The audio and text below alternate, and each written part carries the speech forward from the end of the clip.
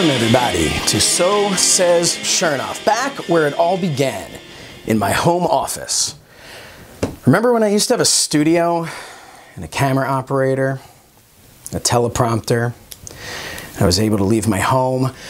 Anyway, I'm Josh Shernoff, and today is going to be a little different. My good friend and co-host of the Mind of the Meanie podcast, the Blue Meanie, will be here to talk with me today, but first, there won't be any headlines this month because, well, there's one particular topic that has really been eating at me, and since I'm stuck in my house slowly losing my mind, I thought it'd be a great opportunity for another edition of Shernoff Soapbox.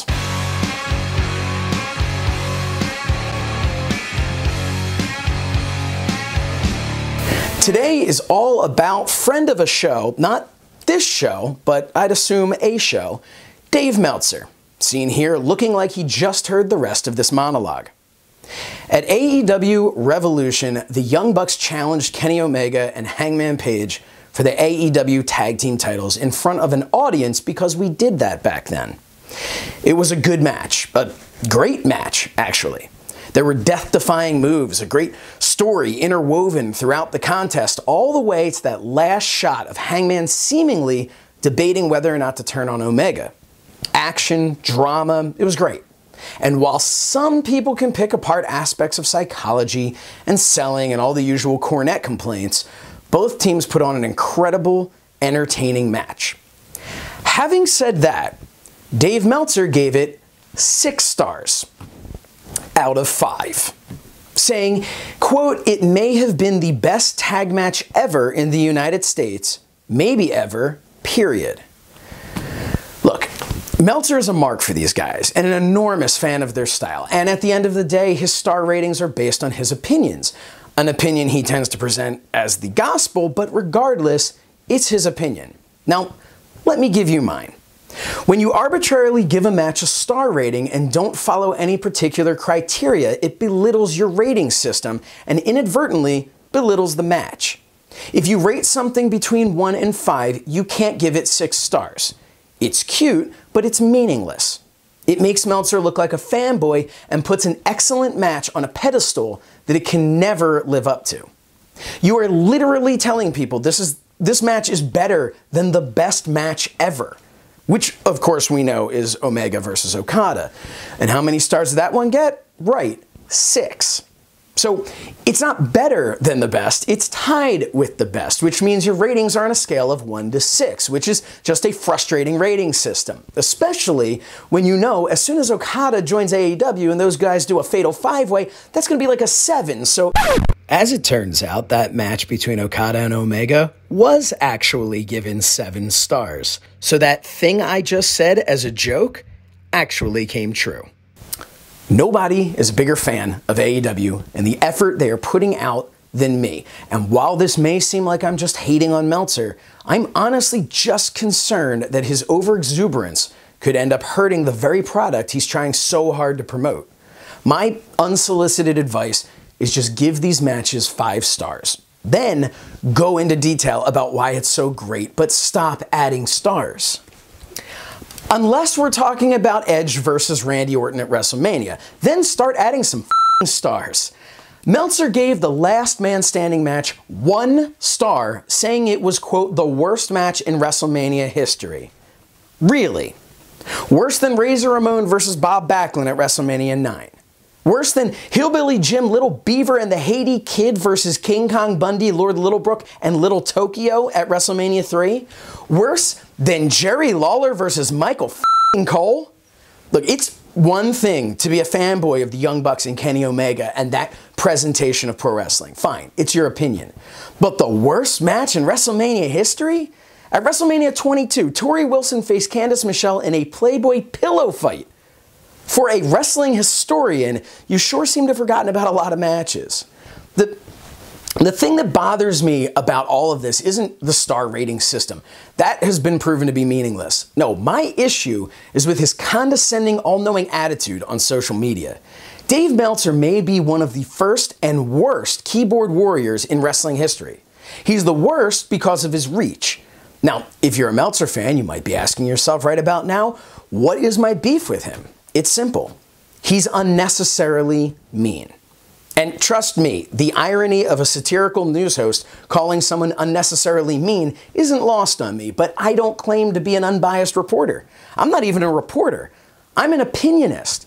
And when I'm not on lockdown, slowly losing my mind, I can even be funny.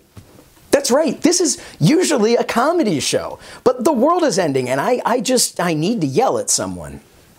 Look, my job is to give my opinion and poke fun at the silliness of a business I love, respect, and actually trained and performed in for a decade. Meltzer, who claims to be a reporter, has a long history of filling said reports by degrading women with statements like, quote, Sable looks like a rundown stripper, or his more recent comments about Peyton Royce's appearance. He has an even longer history of judging wrestlers on abilities that he himself does not possess. And I get that this is nothing new. The majority of reporters, be it sports or entertainment, don't actually have the talent to do what the people they are criticizing can do. I mean, we all remember Siskel and Ebert's blockbuster film earning them each an Oscar nod. Look, all of this really boils down to one thing. Dave Meltzer is an opinionist and a wrestling business historian, the latter of which he is great at. But he presents himself as a reporter of facts, and that's the problem. If he hated the Edge and Orton match, then he is entitled to his opinion, but he didn't give it a chance. See, he judged the whole book by just the first few pages. He was live tweeting about how bad it was before it was over. And here's the thing about that. If you're staring at your phone, thinking of witty things to say like, quote, I was ready to confess to crimes if they'd end this Chinese water torture match 8 minutes ago, or, okay, I was the guy who spiked John Jones's pasta at Olive Garden with Tyrannobol. Please end this. If you're busy putting incredible zingers like that together, then you aren't watching the match. You are taking yourself out of the story that is being told. And if you aren't watching the whole match, then how can you possibly give an educated opinion on it as a whole? The answer is you can't, because you were more interested in trying to be funny on social media than doing your actual job. You were more focused on taking the spotlight away from the athletes trying to entertain the fans and move it to yourself than actually doing your job. I think all of this can be summed up in this great quote by Dave Meltzer. Smart people can figure out the fake reporters easily. Here's a hint. Real reporters are never motivated by jealousy, let alone consumed by it. Great point, Dave. We'll be right back. Did you know that most men have experienced a manscaping accident? Don't be that guy. Oh! Head to manscaped.com and for a limited time get a free pair of Manscaped boxers, free shipping, and a free shed travel bag. Welcome back to the show, everybody. I am joined now by an ECW original, former WWE superstar, and my co-host on the aptly named Mind of the Meanie podcast. Ladies and gentlemen, please welcome the Blue Meanie. Meanie, how's it going? Live via satellite. Yeah. I didn't know your show had this kind of budget. I didn't know either. It turns out when you aren't in a studio and you have absolutely no staff here with you, you have some funds available to bring the big guns out. Well, I'm flattered that you decided to splurge on the Blue Meanie here. So probably could have said that differently. Meanie, it is great to have you here.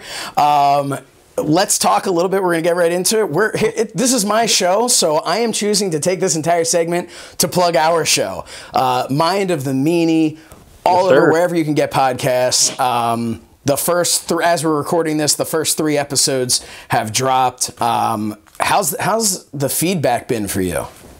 Dude, it's been pretty amazing. When I approached you about doing the podcast, I wanted to do something that reached a wide spectrum of people. And I've had people reach out to me who normally aren't into wrestling, but they're into podcasts, but they're my friends. And the feedback has been great. The theme of it is people saying it sounds like a good conversation between two friends. And that's what I'm going for. We could talk about wrestling. We could talk about music. We could talk about movies.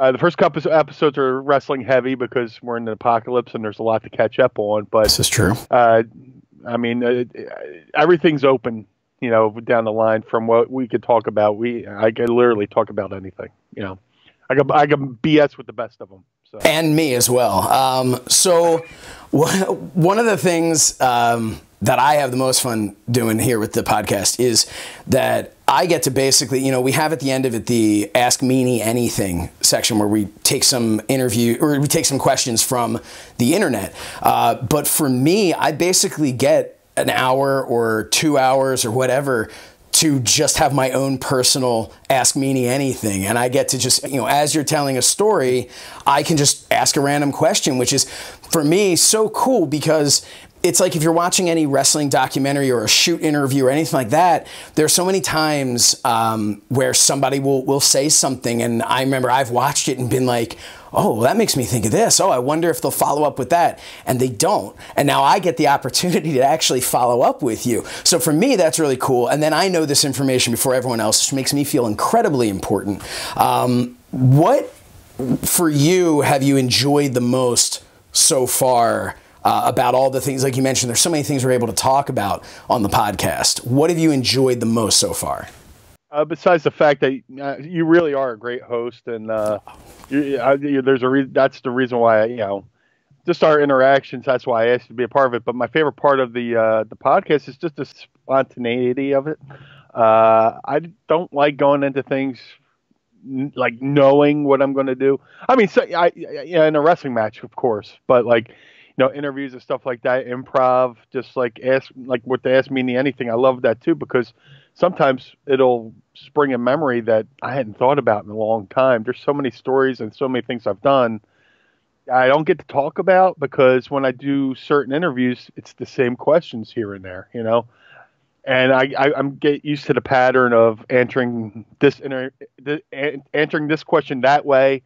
So the fact that people are asking me questions, yourself included, that I haven't thought about in forever, brings back so many memories. I can, anything from, my time training at Al Snow's gym, or my time in ECW, my time in WWE. And there's so many other stories outside of wrestling I could tell as well. So that's what I love about this, because I want to have an experience with the listener where hopefully I say something that they can relate on and go, me too. And, I went through that exact same thing, like right now with the apocalypse. The other day I tweeted, I was like, remember what days were? And everybody's like, I don't know what day it is. Yeah, so. No, I don't remember what days are. If not for the fact, and then I threw it off because we had to switch our schedule of recording by a day last week, which totally threw me off because our podcast is like literally the only thing keeping me on some form of a schedule these days to know, okay, on this day is when we record. So that totally threw me off. And then today, having you on my show here, and then later on this week, we're going to do episode 4 of Mind of the Meanie. So already I'm mentioning to my wife, oh, well, if this is going on at that time, she's like, no, that's not till Friday. And I'm like, well, why was I thinking? It's like, oh yeah, because I'm going to be talking to Meanie around the same time, but for a different show. So yeah, it's very confusing nowadays. Yeah, my schedule's totally loused up, but hey, I'm catching up on shows and Netflix and all this stuff, and we got to launch the podcast like a month earlier than the planned, but it's been a blast, man. It's been a blast. Yeah, for me too. One of the cool things we've been able to do is we already have over at ProWrestlingTees.com/Mind of the Meanie. We now have T-shirts, which is something, I've got my T-shirts that I'm always shilling at Shernoff.com, and you've got yours at ProWrestlingTees.com/Blue Meanie. But for me to be able to do a show with you, you say something funny, and I just kind of jot down a note, and the next thing you know, it's a T-shirt. Like, don't fact check me. When you said that on one of the episodes, that cracked me up, and I thought, hey, that's something that I would love to walk around wearing a shirt that says, don't fact check me, because then I can say whatever I want to say and get away with it. What is your favorite T-shirt that we have available right now? Right now over at ProWrestlingTees.com/Mind of the Meanie. Don't fact check me is probably one of my favorites, just because it can relate to anything. It doesn't have to be pro wrestling, but it's something I said, and I always say don't fact check me because as soon as I say something, there's going to be somebody go, well, what about that time? And I'm like, I'm living in the moment. Don't fact check me, But another great shirt over at ProWrestlingTees.com/MindOfTheMeanie plugin is our logo shirt made by the great Hal Haney, who does amazing artwork. Hal Haney Art. He's a great artist. He's become a great friend. I mean, I literally talk to the guy every day, and we send each other not so safe for work messages, but it's great because nobody can go to work, so right. Everybody's this is the perfect time. So they are safe in that sense. But no. Hal Haney does amazing artwork. He was very kind to do not only the logo. That's essentially our podcast logo, but the logo that's on our latest T-shirts over at Pro Wrestling Tees, and all the shirts and the newly released Pod Squad shirt. We're always thinking of ways to give our fan base a name. I was in the Job Squad. We're doing the podcast. Pod rhymes with squad or whatever. Now, Pod Squad has a nice ring to it. It works. I'm still trying to come up for my show. I've got my So Cesars. I've got my Shernoffians. I have no idea what to call them. So at least on our show we've got this. We have the Pod Squad, and they have been really coming out and supporting us, which has been so cool, and really definitely speaks more to you than it does to me. But the Pod Squad, as we're calling them now, they have come out. They have shown so much support to the show, and that's something that I know for me, I've really enjoyed being able to go and see, on iTunes we have all the ratings and reviews, these 5-star reviews, and just all of these great ratings that people are just enjoying. As you have said in the past, they're just enjoying it like a great conversation. And I mean, this is something, obviously, when we do the show, you and I can just go on and on and on, talk about anything. This right here on this show is probably the most structured conversation you and I have ever had. Pretty much, because we got this time constraint. But and when we were starting this, I was like, we could go about an hour. And then like our first episode, we went a little over 2. And then, I like the fact that there's no set structure, there's no set time restraints. There's a lot of times where I hear Austin used to do 2 episodes a week. Jericho does 2 episodes. I'm like, man, I don't know how they do that. How do they think of it? But the conversation between you and I is just so natural. I'm not even thinking, I'm not like, oh, let's wrap this up, put the pencil in my mouth. Let's go home, take it home. But no, I'm having a good time, and not to get too inside baseball, but every day you show me the numbers of people who are listening, and it's very flattering. And thank you for those who are joining this podcast on the ground level, and hopefully, in a year from now, we'll have grown this thing exponentially, and all the people who were there in the beginning can say, I was there when the Mind of the Meanie launched in the apocalypse, and hopefully. This grows into something where we can have mass gatherings once this virus lifts. So hopefully one day. I hope so. I mean, I know I'm currently here missing my my audience. It's not the same when I'm here doing this without a studio audience. I'm so used to making a joke and having nobody laugh, but still being able to see them sitting on their hands. Now I just make jokes and nobody laughs because nobody's here, and that's really been tough for me. Well, I mean, next episode, I could just sit on the couch. Well, I'm literally on my couch. I could be your Ed McMahon and just be like, right you are, sir. I'll just take that sound clip of you doing it right there and just play it every single time I make a joke. You are correct, sir. Well, Meanie, I don't want to take up any more of your time because we have to get back together and I have to take up significantly more of your time to do Mind of the Meanie. Time is all I have. That's all any of us have right now. But again, we're going to go through. It's Mind of the Meanie, at Mind of the Meanie across all social media. We just opened up a YouTube page. So if you like listening to podcasts on YouTube, great. We're on iHeartRadio now, which is super cool. That's awesome. Yeah, and of course, mindofthemeanie.com will take you right to prowrestlingtees.com/Mind of the Meanie. Blue Meanie is at Blue Meanie BWO on social media. I'm used to just kind of doing this for you now. Anything else that you'd like to say before we go here? Dude, this is a blast. I'll be talking to you in a couple days. I love watching the show here on Fight TV. Fight TV is a great organization, great group of people. They have great content. And to be on So Says Shernoff, to be on Fight TV, the pleasure is all mine. Oh, well, yeah, I'm sure it's a career highlight for you, but it is for me. And I thank you very much for being here. And everybody, again, wherever you get your podcast, mindofthemeanie.com, the Blue Meanie, everybody. Bye! Did you know that most men have experienced a manscaping accident? Don't be that guy. Oh! Head to manscaped.com and for a limited time get a free pair of Manscaped boxers, free shipping, and a free shed travel bag.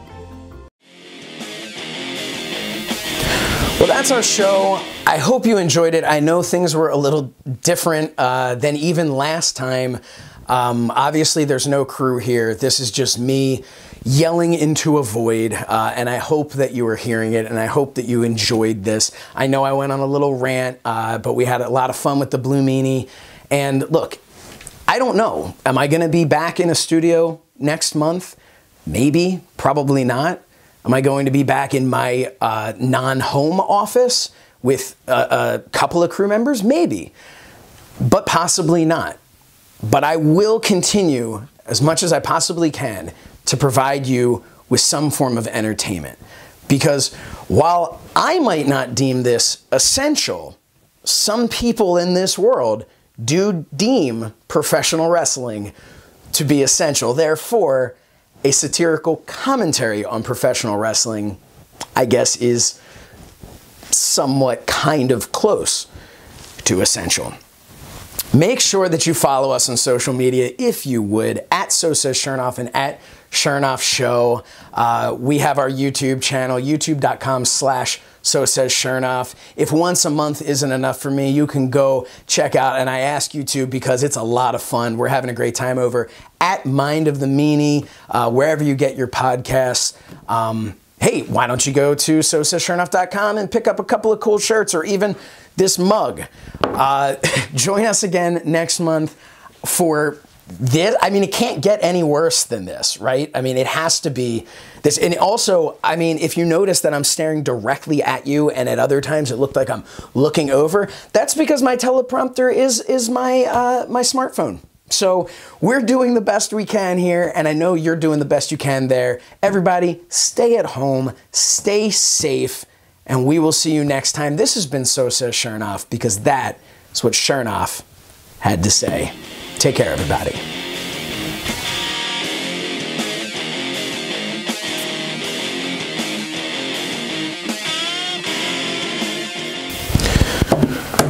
All right. Up next, Mind of the Meanie podcast. Let's get to work here.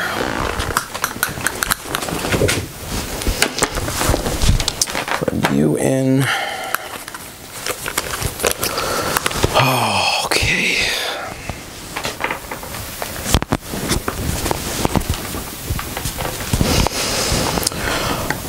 Welcome, everybody, to your weekly trip into the Mind of the Meanie.